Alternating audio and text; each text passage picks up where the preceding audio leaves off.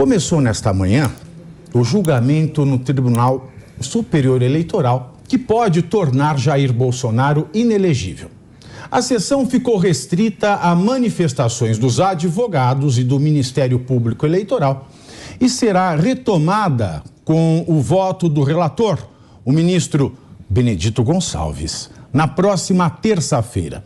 O vice-procurador-geral eleitoral, Paulo Gonet, defendeu a punição do ex-presidente por abuso de poder político na reunião com embaixadores realizada no ano passado, em que falas de Jair Bolsonaro questionavam a lisura do sistema eleitoral.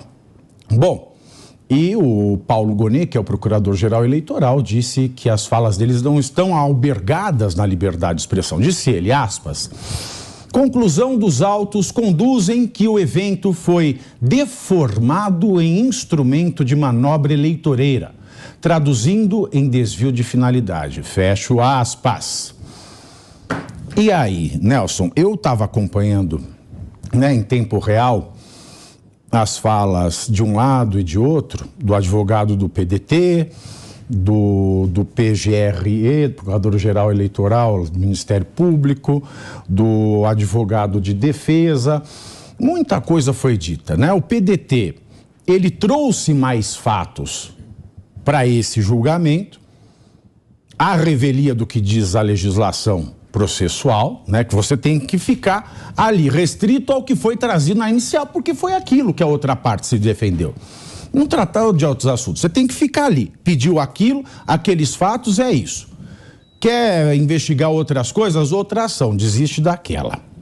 Bom, aí disseram que isso foi eleitoreiro, que isso cabe no artigo 22 para ele ficar inelegível, abuso de poder político. Aí tem aquela questão do julgamento de 2017, que o Tribunal Superior Eleitoral decidiu que fatos que não estiveram presentes ali no pedido da ação de investigação da Justiça Eleitoral não podem entrar e que por isso tinha-se que deixar elegíveis Dilma e Temer, em especial Michel Temer, porque não se pode aumentar os fatos e aí agora a defesa está usando isso. Aí tem aquela questão também do artigo 22, se o abuso de poder eleitoral, ele é aquele, isso está na lei, né? Que serve para privilegiar só um candidato em um partido e reclamando do sistema. Ele colocou todos em pé de igualdade, enfim.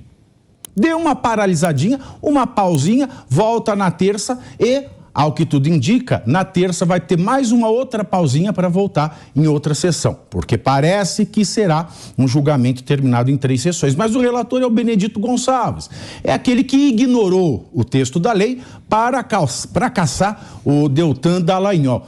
O que você espera? Como é que você vê esses acontecimentos? A palavra é sua, meu amigo.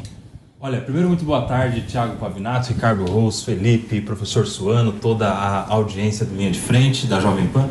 É o seguinte, muito tem se falado que o Bolsonaro vai ser julgado pelo conjunto da obra. Só tem um detalhe, em Estado democrático não pode se julgar pelo conjunto da obra. Fatos são julgados como lícitos ou ilícitos.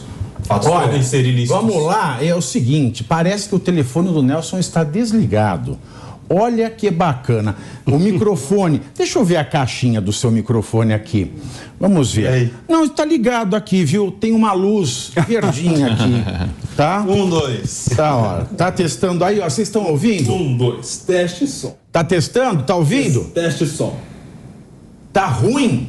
Então vem alguém trazer alguma caixinha nova para o Nelson, tá? Ó, eu já vou deixar separadinho aqui. Enquanto isso, eu passo a palavra aqui ao meu querido PP, que também é advogado, né? Advogado. E você, por favor, continue que nós vamos trocar a caixinha do Nelson. Bom, Pavinato, vamos separar esse processo em 2 partes, né? Primeiro, como o Nelson havia começado a iniciar a alegação dele, que eu acho importante, né? No Estado Democrático de Direito, você tem que saber do que você está acusado primeiro. Não adianta você, no curso do processo, juntar provas novas, né, ou criar fatos novos, porque isso tudo prejudica a defesa. E a nossa Constituição, ela privilegia a ampla defesa e o contraditório, né? Tem que dar condições da defesa se defender. Então, assim, o TSE acatar o pedido da promotoria e aceitar juntar no processo a minuta de golpe que foi achado na casa do Anderson Torres é um absurdo, né? Primeiro porque quando acharam essa minuta de golpe, né, a ação já estava em curso, né? Então isso seria um absurdo, né? Não dá tempo do Bolsonaro se defender dessa situação, né? Esse é o primeiro ponto que eu queria colocar aqui, né? Isso também o TSE já havia decidido anteriormente, né? Quando recusou aquelas alegações de Caixa 2, no caso que julgou a inelegibilidade da Dilma e do Temer, né? Então, assim, é um absurdo, né, o TSE realmente acatar esse pedido da promotoria e aceitar essa minuta de golpe no processo, né? Esse é o primeiro ponto.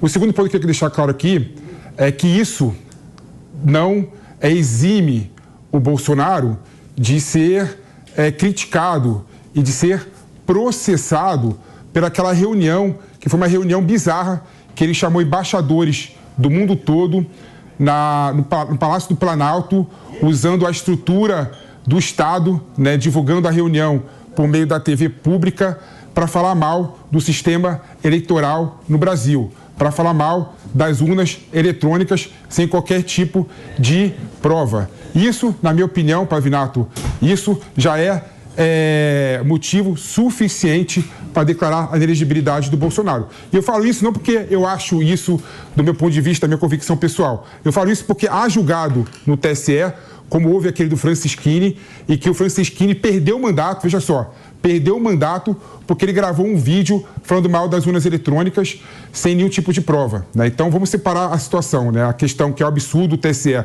acatar a minuta de golpe do Anderson Torres e separar da reunião, que foi uma reunião realmente bizarra, que tem qualquer tipo de possibilidade de condenar o Bolsonaro. Olha, eu vou voltar aqui com o Nelson. Nelson, faz um teste aí. Testando o som. Teste. 1, 2, teste. Testando o som. Teste. Chegou? Sabe? Vou separar aqui os pontos que o Felipe Monteiro apresentou. De fato, esta questão processual, ela é intransponível. Não dá para juntar outras coisas que não estejam no pedido inicial. Isso vai contra o processo. A 492 do Código de Processo Civil não permite isso e o código que rege o processo eleitoral é o Código de Processo Civil. Bom, isso posto, só por isso esta demanda não deveria ir adiante. Ou tem que ignorar todo esse outro contexto. Tem que mandar desentranhar e voltar para o julgamento. Mas, né, tirando isso, de fato, eu concordo com o Felipe Monteiro que esta reunião foi ridícula. Foi um nojo, não devia ter feito, mas fez. Mas eu discordo do resultado. Se fez com motivo eleitoreiro, como foi em pré-campanha, isso tinha que ser aplicado, apenado com multa. Agora, se isso foi um crime de responsabilidade. E crime de responsabilidade, quem julga é o Congresso. Não empichou, perdeu a chance. Agora, a se basear no julgado que ele mencionou do deputado do Paraná, que perdeu o mandato por conta disso, isso quer dizer que, se um partido de direita, se é que existe no Brasil, protocolar também uma ação de investigação judicial, porque o presidente Lula recebeu o Maduro, e isso também é um crime de responsabilidade imenso, porque deu-lhe um beijo na boca e falou, você é um democrata e quem diz que não é vai ter que pedir desculpas. O Lula também vai ficar na mira de uma AIJ, né? Se algum partido, é claro, fizer como fez o PDT. Mas vamos às suas considerações, Nelson Kobayashi, agora lá pelado. Agora sim. Primeiro, muito boa tarde, Pavinato, Ricardo Rose, Felipe, professor Suano, toda a nossa audiência. Vamos lá, vamos por partes aqui. Em relação à questão processual, muito tem se falado que o Bolsonaro vai ser julgado pelo conjunto da obra, mas em Estado democrático não se julga pelo conjunto da obra. No Estado democrático, há fatos que podem ser considerados fatos ilícitos ou lícitos. O fato, neste caso, seria essa reunião com os embaixadores. O que o tribunal precisa fazer é julgar se esta reunião, se aquelas palavras ditas são consideradas ilícitas ou não. Pode ser ilícito criminal, pode ser ilícito eleitoral, pode ser ilícito administrativo, a depender do caso. Agora, quando vem neste processo um emaranhado de provas novas, tudo que vem acontecendo vai se juntando nesse processo. Primeiro, a gente já tem uma afronta ao sistema processual como um todo. Segundo, a gente tem uma afronta à ampla defesa, porque a pessoa precisa saber desde o início sobre o que está sendo acusada. E aí, quando vem um documento novo, um fato novo, e que não estão intimamente ligados no anexo de causalidade com aquele fato inicial imputado, a gente tem aqui um completo desrespeito ao sistema de contraditório no nosso regime democrático. A lei até autoriza fatos novos, documentos novos, quando são documentos que são surgidos após, no trâmite do processo, mas que têm relação íntima àqueles fatos iniciais, o que não é o caso, por exemplo, nessa minuta do golpe que o Felipe vinha dizendo. Em relação ao mérito, será que o Bolsonaro, tendo dito aquelas palavras que disse aos embaixadores, cometeu um ilícito eleitoral, cometeu o tão famigerado abuso do poder político? Na minha visão, não. Justamente na mesma linha que você já vem falando várias vezes, Pavi, que não há um abuso de poder político, se assim houver, para benefício próprio, mas uma crítica generalizada contra o sistema eleitoral. O abuso do poder político deve ser considerado aquele em que há um abuso de poder político para benefício próprio. E todos os dias tem prefeitos, vereadores sendo julgados, denunciados por isso. Por exemplo, o cara está perto da eleição, ele faz lá uma inauguração de uma creche. E isso é um abuso do poder político, que o oponente dele não pode fazer. O cara que não está no governo não tem como fazer uma inauguração com dinheiro público para se beneficiar a si próprio, benefício próprio, com um ato como esse. Então não há abuso de poder político para benefício próprio, mas contra um sistema eleitoral que pode tanto beneficiá-lo quanto beneficiar o seu opositor ou qualquer que seja. Então, no meu ponto de vista, no mérito, não deveria ser acolhida essa pretensão do PDT e agora com opinião também no Ministério Público contra o presidente Bolsonaro. Agora, o Ricardo Roseja, o Paulo Gonet, que é o Procurador-Geral Eleitoral, ele é coautor, do curso de Direito Constitucional do ministro Gilmar Mendes. E o ministro Gilmar Mendes é que deu o voto final em 2017, falando que não poderia caçar o Michel Temer, porque não se pode fazer esta manobra que está se tentando fazer agora com o Bolsonaro. Isso não parece abusivo, você mudar de entendimento assim, do dia para a noite? Boa tarde, Pavinato. Boa tarde, meus colegas aqui da bancada, toda a audiência da Jovem Pan no Brasil e no mundo. Esse julgamento do Bolsonaro, que foi suspenso hoje, vai ser retomado na semana que vem, é um julgamento político. É um julgamento político. Querem caçar o Bolsonaro de qualquer forma e, pelo meu entendimento, na minha opinião, isso deve acontecer nesse julgamento do TSE. Já foi dito aqui por diversos colegas com muita competência, inclusive, que juridicamente não haveria elementos sequer para processar o presidente da República, que quando ele cometeu, teoricamente, esse ilícito, concordo que foi uma idiotice da minha parte, não tem cabimento algum aquela reunião com os embaixadores para falar das urnas eletrônicas, não se configurou um crime eleitoral. E ele era presidente da República, quem deveria julgá-lo seria, se fosse o caso, o Congresso Nacional, passou o tempo, não fez.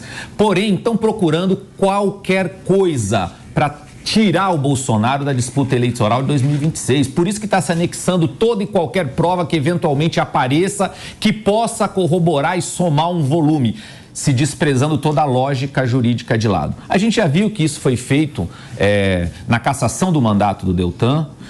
Agora deve acontecer com o Bolsonaro, quem sabe um pouco mais à frente até com o Sérgio Moro, e aí a gente já limpou todos aqueles que caçaram corruptos, colocaram pessoas aí que inclusive devolveram dinheiro aos cofres públicos na cadeia. Eu acho que é um julgamento político, infelizmente, Pavinato, Bolsonaro está sendo processado no TSE e vai ser, na minha opinião, se tornar inelegível para 2026 para tirar esse player do jogo político, infelizmente. Agora, meus queridos, professor Marcelo Suano, você que é um especialista em questões militares.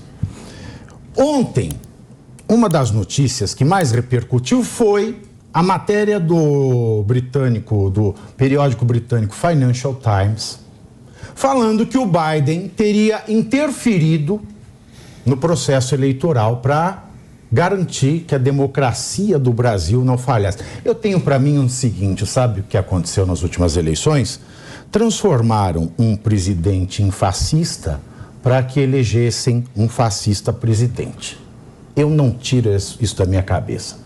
Agora, se a Casa Branca confirma, seria o caso de nós termos uma ação de investigação na Justiça Eleitoral pedindo a cassação da chapa Lula-Alckmin por abuso de poder econômico. Nós temos aí o poderio econômico dos Estados Unidos interferindo no resultado da eleição. E aí? E agora? O que pode acontecer? Algum partido como o PDT vai ajuizar, vai a fundo nesta questão? Porque imagina, o candidato da direita vai ficar inelegível por abuso de poder político. E o candidato da esquerda eleito pode ser cassado e ficar inelegível por abuso de poder econômico. E agora, quem poderá nos defender?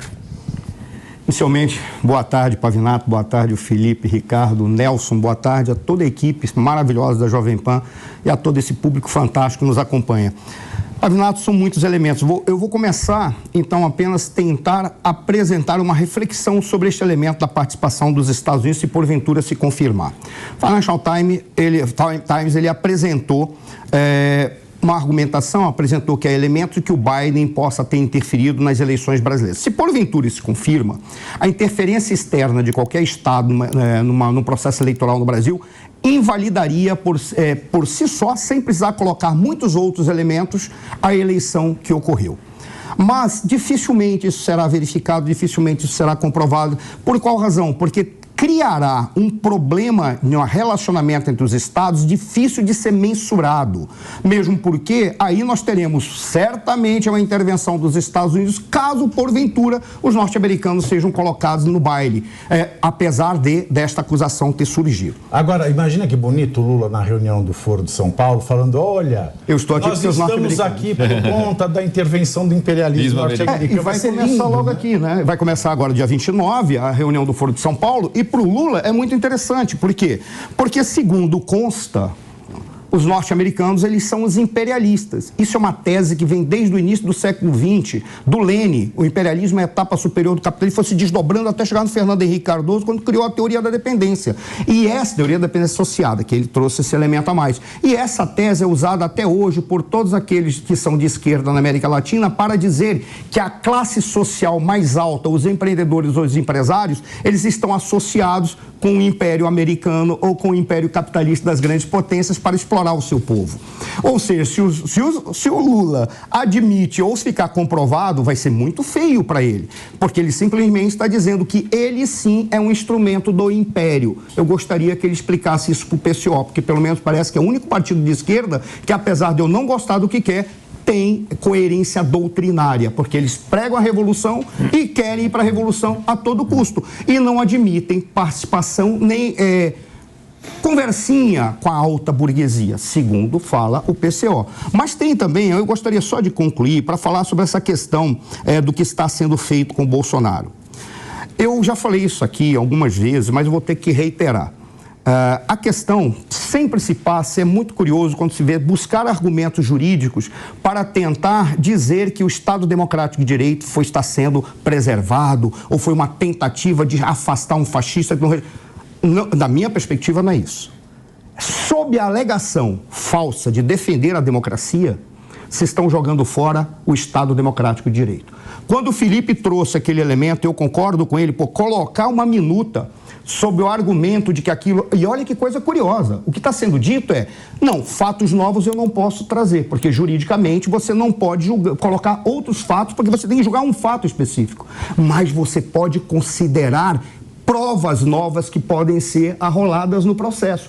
O problema é que tem uma subjetividade muito grande para definir o que é fato e o que é prova. Só que eles é que têm a interpretação. Ele diz, qualquer coisa que eu digo que é prova, sendo ou não prova, eu considero como tal, independentemente de ser um outro fato.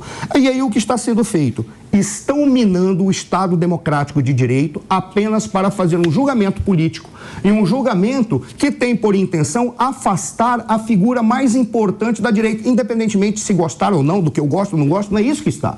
Porque estão querendo retirar do páreo um indivíduo que ainda pode catalisar os sentimentos da direita contra um projeto reacionário de retrocesso que veio com essa personalidade que hoje assume o poder. Que, para mim, eu não tenho preocupação em demonizá-lo, é apenas uma questão de perspectiva de história, perspectiva de sociedade e de liberdade.